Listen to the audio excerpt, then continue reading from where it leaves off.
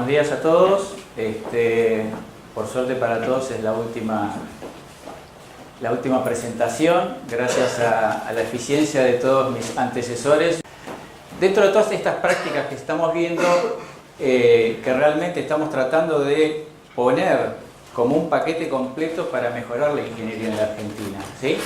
Un punto fundamental es cómo se gestionan los proyectos de ingeniería. Entonces, a ver si estamos todos despiertos, hacemos un poco de ejercicio, quiero que levanten la mano. ¿Cuántos participaron en un proyecto de ingeniería que no tuvo nunca un problema?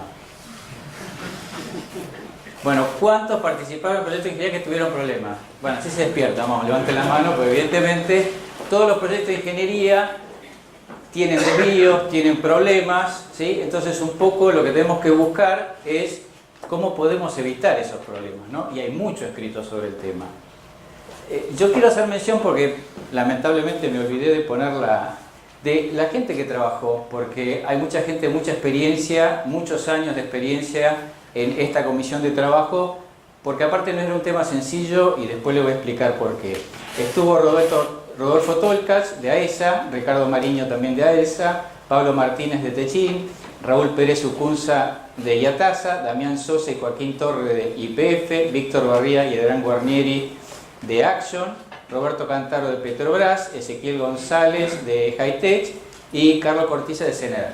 Es decir, estaban representados empresas proveedoras y empresas que compran servicios en una proporción, diría, casi más de empresas compradoras, con lo cual era importante subir al barco, porque si no a veces nosotros los ingenieros que proveemos servicios decimos, bueno, pero el cliente lo pidió así y tenemos toda esa cantidad de problemas.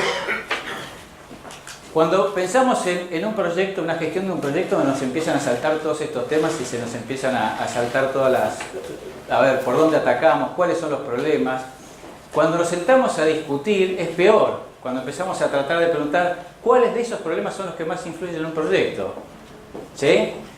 Imagínense que en este grupito que teníamos de toda gente con mayor de 30 años de experiencia en proyectos, si uno le pregunta para cada uno cuáles eran, realmente era algo arduo poder sentarnos en una mesa y decir, es este, es lo otro, todos con mucho sustento y en base a su experiencia tenían mucho fundamento para decir, para mí es este, para mí es otro. Entonces fue un tema, digamos, muy entretenido, pero muy arduo de plasmarlo en algo.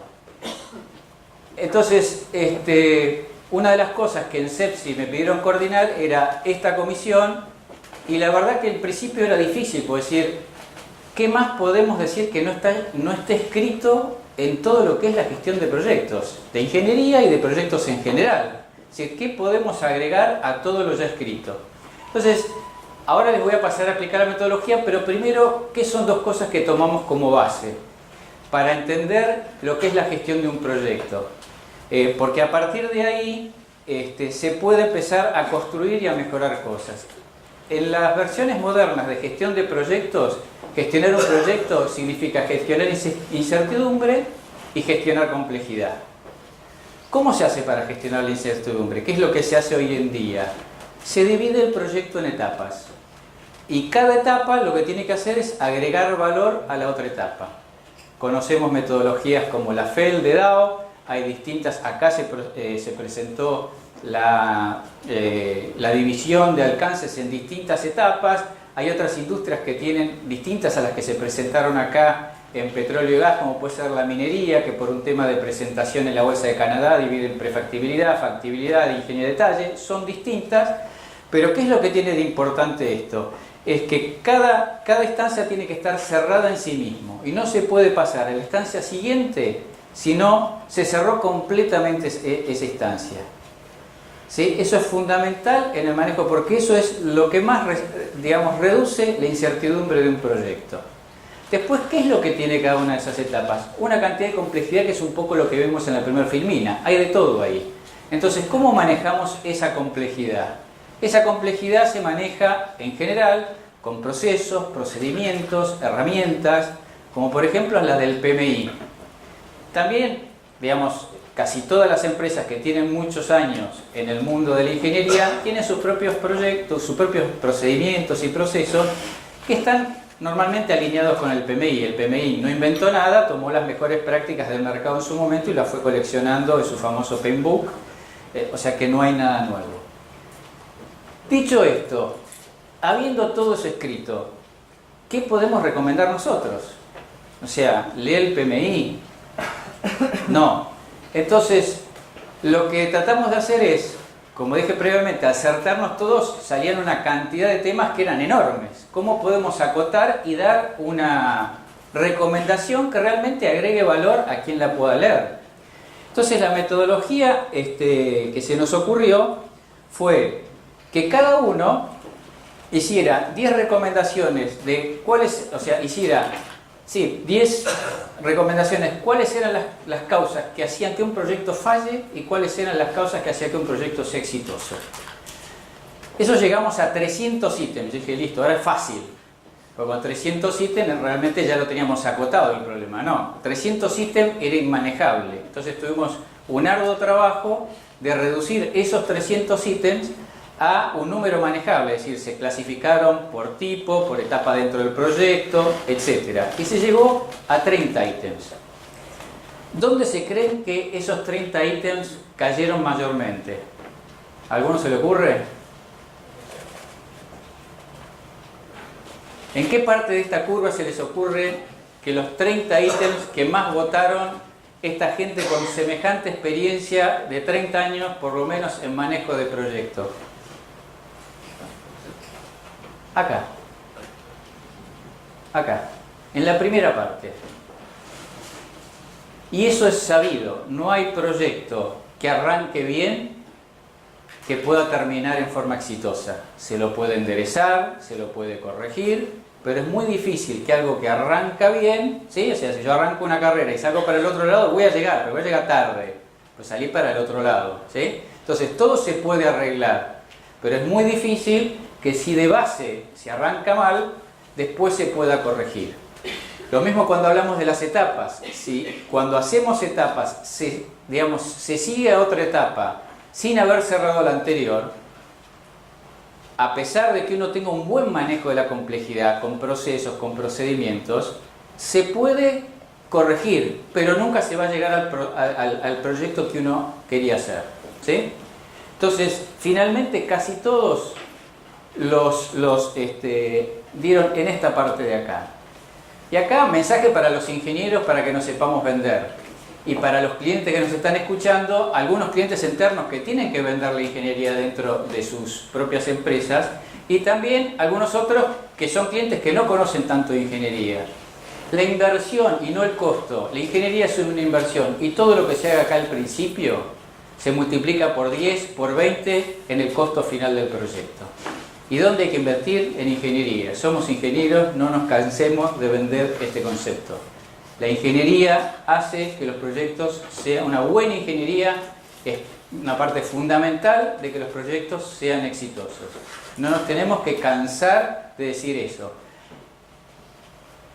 He visto profesionales que de alguna manera bastardean ese concepto. No, esto hacemos 4 líneas y largamos, pero vos sos ingeniero, vos sos arquitecto, vos no sabés que después lo vas a terminar pagando. O sea, tenemos que ser factores de influencia, y CEP si lo quiere ser, en promocionar el valor agregado de la ingeniería y los ingenieros en los proyectos. Estamos hablando proyectos de ingeniería, después tenemos, no es el motivo de esta presentación, del proyecto completo. Entonces, ¿qué es lo que se vio en esos 30 ítems que finalmente se simplificó todo el trabajo? Que la mayoría los dividimos finalmente en 3 rubros: antes de la licitación, durante la licitación y en el arranque del proyecto. ¿Qué quiere decir? Que el 70% de los ítems estuvieron prácticamente focalizados en antes de la licitación. Es decir, todo el esfuerzo que se tiene que generar antes de una licitación para que después el proyecto pueda ser exitoso. Entonces, por eso está esto. Es decir, estamos muy acostumbrados, sea PMI o sea quien sea, a decir, bueno, hay que arrancar el proyecto y hay que hacer esto, pero lo que se vio es que hay que hacer muchísimo esfuerzo en mejorar cómo un proyecto sale a licitar. Ahí está una gran, importante clave de éxito del proyecto. No les voy a leer todos los ítems que hicimos porque es muy largo y tenía 15 minutos, así que no los memoricé para decírselos, pero sí lo que es importante es el concepto este. Básicamente, antes de la licitación, durante la ejecución del pliego, se tenía que ver, acá pusimos algunos como ejemplo para que lo tengan, pero qué es lo que en general el cliente tiene que analizar. Y muchas veces le tiene que pedir ayuda a alguna empresa proveedora para decirle, ¿te parece bien esto? Es decir, hacer un estudio más profundo, no salir a licitar con algunos temas que no conoce bien en muchos casos, ¿sí? El otro tema es, ya en la licitación, tiene que haber un trabajo en conjunto entre todos los que licitan y el cliente. Es decir, se tiene que mejorar la oferta, se tiene que perfeccionar a través de las consultas, a través del intercambio de opiniones, tiene que mejorarse una licitación que, como en todos lados, por tiempos, por otros, muchas veces no puede salir con el grado de perfección que tiene que salir. Entonces, nosotros, los proveedores de ingeniería, tenemos que trabajar mucho en eso. En el arranque del proyecto, realmente, no sé si es que llegamos cansados, pero era lo último que pusimos y es donde hay menos recomendaciones, porque claramente se vio que lo más importante era antes. Pero hay puntos claves. Mantener referentes de técnicos en etapas anteriores. Hay muchos cortes que se dan desde que se licita hasta que se adjudica. Alguien licita, otro equipo adjudica, otro equipo lo lleva a cabo, tanto del cliente y a veces también de la empresa proveedora. Tema bastante serio. Ambas partes deben nombrar un sponsor. Muchas veces resulta que hay problemas que los contratos no resuelven. Es decir, que cuando uno quiere ir a resolver el tema, el contrato no lo resuelve. Tiene que haber alguien del lado del cliente que pueda superar de alguna manera el contrato y pueda decir, bueno, en esto podemos tener flexibilidad porque si no, el proyecto se termina embarrando y no podemos avanzar porque no hay nadie que pueda dilucidar esto salvo ir a un conflicto legal, que es lo que menos uno espera en un proyecto. Y la famosa Kickoff Meeting, donde, bueno, hay muchísimas cosas escritas, pero donde la pregunta siempre es, ¿cuándo un proyecto es exitoso? Y acá se tiene que definir. Se tiene que definir cuál es el objetivo del proyecto. Todos lo tienen que tener en claro. Todos tienen que ver cuál es su contribución hacia ese objetivo. Y muchas veces no se hace. Ustedes lo habrán vivido, o se hace parcialmente, y después eso, aguas abajo del proyecto, se empieza a pagar eso. Entonces, finalmente nosotros, por un tema de tiempo, tuvimos 1 año y pico para trabajar sobre estos 300 ítems y tratar de dar una recomendación concreta. Ustedes en la práctica lo que van a ver es, antes de la licitación, durante y al principio, una cantidad de ítems que sería como un checklist que sería bueno que clientes y proveedores digan, a ver, pasé por esto, hice esto, no lo hice esto. Es decir, hay muchas cosas que son muy útiles que no se usan. Por ejemplo, los clientes cuando pasan de la parte, hicieron todo un análisis del proyecto, ¿sí? Hicieron un análisis del caso de negocio.